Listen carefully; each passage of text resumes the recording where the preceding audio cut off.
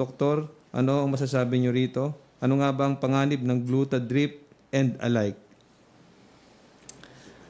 Ang glutathione drip or minsan yung iba infusion siya. Ginagamit talaga yan para sa ating mga pasyenteng may cancer. Kasi kaakibat nung kanilang chemotherapy, yan ay ang nagbibigay ng, it's actually an immune booster. No? So habang ikaw ay nagkikimo, babagsak ang resistensya mo, binibigay yan because it's a very strong antioxidant. No? Para ikaw ay hindi madaling mahawa ng sakit. No? Ikaw ay natutulungan na tumaas yung iyong resistensya. Subalit, meron siyang side effect. Ang side effect niya ay nagpapaputi siya in excessive doses. No? In excessive doses, nagpapaputi siya.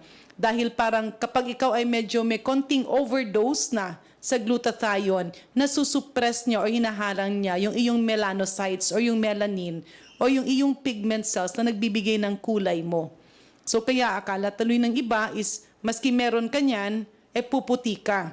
No, maybe yung mindset nila. Pero sa katotohanan, you will only have a fair and whiter skin if you get it in excessive doses. Yan po ang epekto ng overdose ng glutathione. Is it beneficial sa iyong resistensya? Yes. However, kapag ikaw ay hindi natingnan na maayos ng doktor, at ito pala ay bawal sa'yo, at wala ka namang cancer, parang kumuha ng bato na pinukpok sa ulo mo. Again, where does this leads us? Kasi nga, dahil mabilis ang fake news sa Pilipinas, kagaya na lang nitong economic chacha na akala ng iba kung ano-ano na, nalilin lang yung tao dito sa mga sabihin na natin, marketing strategies. No? So, what it is, it just makes your urine expensive. Siyempre, nagiging mahal yung ihi mo. Kasi napakamahal nung i-inject sa'yo, tapos nagiging mahal kasi ilalabas mo lang naman yun kung hindi mo kailangan. Pero, dahil hinaharang niya yung iyong pigment cells, nagiging mas prone ka sa cancer. Kasi ang epekto ng kulay mo, kung tingnan mo, yung mga mapuputi, mas marami sa kanila yung may skin cancer. Marami sa kanila yung may mga sakit sa balat. Kasi ito, yan yung parang bubong. Siya yung nag-absorb ng radiation, ng mga ultraviolet rays. So pag tinanggal mo yan, mas napapasok ng mga radiation at UV rays yung iyong katawan. Kaya mas madali kang magka-cancer. So it's really an unnecessary adjunct to health. Kumain ka na lang ng gulay, mag-exercise ka, matulog ka ng maayos, yan pa ang iyong totoong immune booster. Pero bakit ito laganap? Bakit ito hindi makontrol? Babalik tayo. Dahil ang sitwasyon ng Pilipinas ay nakakahon.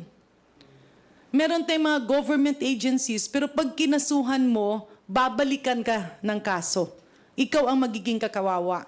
The Medical Act of 1959, yung practice ng ating mga doktor, parang konstitusyon yan, ay sobra 50 years old na. Kaya hindi na siya sang-ayon sa nangyayari ngayon. That is why marami they get away with it. Simply because masyado nating kinahon ang mga batas ng Pilipinas, walang flexibility. So again, yung iba sisisihin yung government. Pero minsan hindi rin madaling masisi kasi nakakapasok siya in the guise of a supplement. Kaya nga, if there's a will, there's a way. And why is this happening? Because our country is allowing it. Because our country has laws that are very restrictive. So maski anong investigasyon pa ang gawin ng Senado, babalik ka rin doon sa bakit ito nangyayari. Unang-una, lumabas ka lang, sabihin mo, kunin nyo ito, gaganda ka dito. Walang accountability. Oh, etong batas na ito, makakamahal to ng pagkain sa Pilipinas. Maski nagsisinungaling yung nagsasalita, walang accountability. And that is why this is happening. So we welcome the Senate investigation, pero ang malaking katanungan, where will this bring us? Is it the right solution? It can be a partial solution. But the biggest challenge is, babalik tayo doon sa mga batas na talagang sobrang tagal na hindi mo ginagalaw. No? That's One is the Constitution, one is the Medical Act of 1959. Every Congress, simula pa nung ako'y medyo bata pang napasok sa Kongreso, tinatalakay ito. Pero pagdating sa Senado, hindi siya umuusad.